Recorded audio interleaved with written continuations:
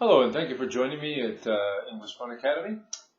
Today, what I want to cover is the simple present tense. And the simple present tense is not as simple as it seems. I've been teaching for over 12 years, and a lot of people still have trouble with simple present tense, even though it seems really easy and straightforward at first. So without further ado, let's begin with the simple present tense, and hopefully it won't be as difficult for you. All right, so here we have, again, the simple present tense, and I made a note up here to add s to he, she, and it, which seems to throw a lot of people off. So that's what I want to stress is that the he, she, it form, you have to add s, okay? It's very important to add s to the simple present tense. And not everyone does that, even people that have been studying for years. All right, so again, we have the singular tense and the singular and the plural. So here, I buy, I read, I come, I think. So for example, I buy books, I buy food, I read, I read books, I read magazines. I come home, I come to school. I think about things. I think about things. And then you buy, you read, you come, you think. Okay? So these ones are pretty straightforward. It's just the he, she, it form that tends to throw a lot of people off, especially people who, English is not their first language.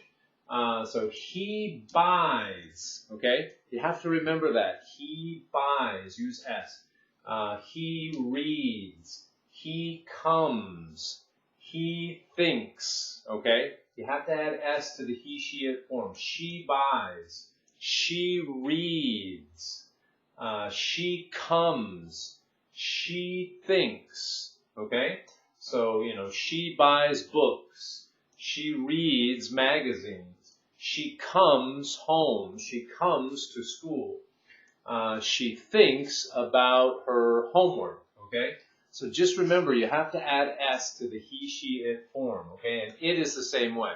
It buys, okay? It reads. It comes. It thinks, okay? For some reason, this is quite difficult for many people to remember, just adding S to the he, she, it form. And I know, it can be charming to listen to at times, to someone when they don't speak a language correctly. But when you're teaching, you have to, and when you're a teacher or when you're a student, you have to learn these things. I mean, it may seem a little, quirky and charming to hear people say, he buy a book or something. But, it's just not the proper way to say it. So when you're a student and when you're a teacher, you have to teach the correct way. All right, so one more time. Just remember adding S to the he, she, it form. So he buys, he reads, he comes, he thinks, she buys, she reads, she comes, she thinks, okay? It buys. It reads. It comes. It thinks. Okay?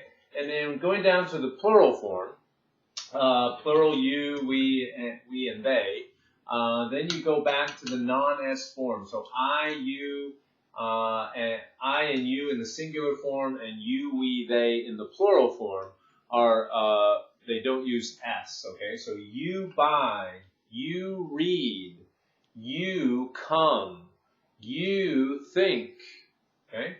And then we buy, we read, we come, and we think, okay?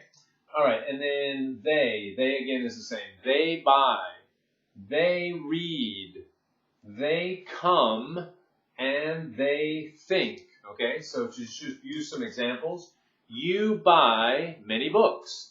You read magazines. You come to school, meaning, more than one person. You come to school. You think about things, or you think about your homework. We buy books. We read magazines or newspapers. We come to school. We think about things, okay? They buy magazines. They read books. They come to school, or they come to, they come home or something. They think about, their future or something like that. All right, so the simple present tense is not that difficult, but the main point is please try to remember.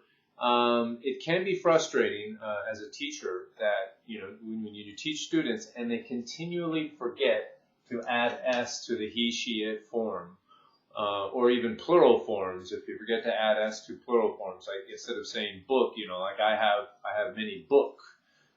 You have to say I have many books. I have 2 pencils.